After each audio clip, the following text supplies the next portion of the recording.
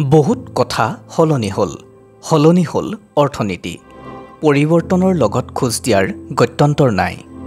চৰকাৰে ধৰ্মীয় মেৰুকৰণৰ ৰাজনীতি কৰে, নকৰে মাথো অৰ্থনৈতিক পৰিৱৰ্তনৰ ৰাজনীতি। বহু কথা সলনি হ'ল। বজাৰৰ পৰা নোহোৱা হ'ল Murphy radio', Bajaj scooter, HMT ঘড়ী, কোডাক কেমেৰা ইত্যাদি।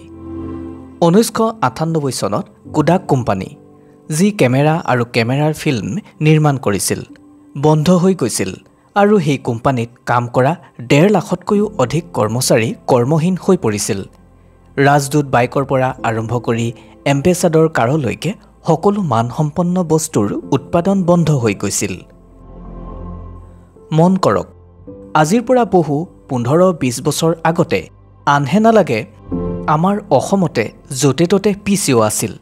এতিয়া PCO এটা সপোন, এটা অতীত।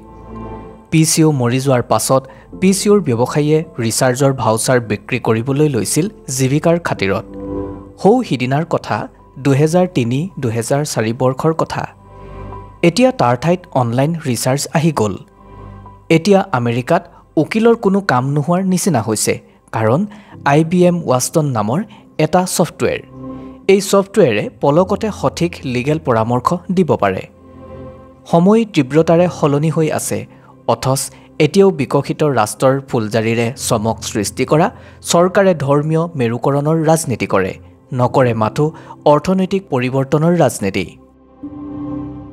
তেজপুৰৰ পৰা দীপ শইকীয়াৰ প্ৰতিবেদন, নতুন সময়।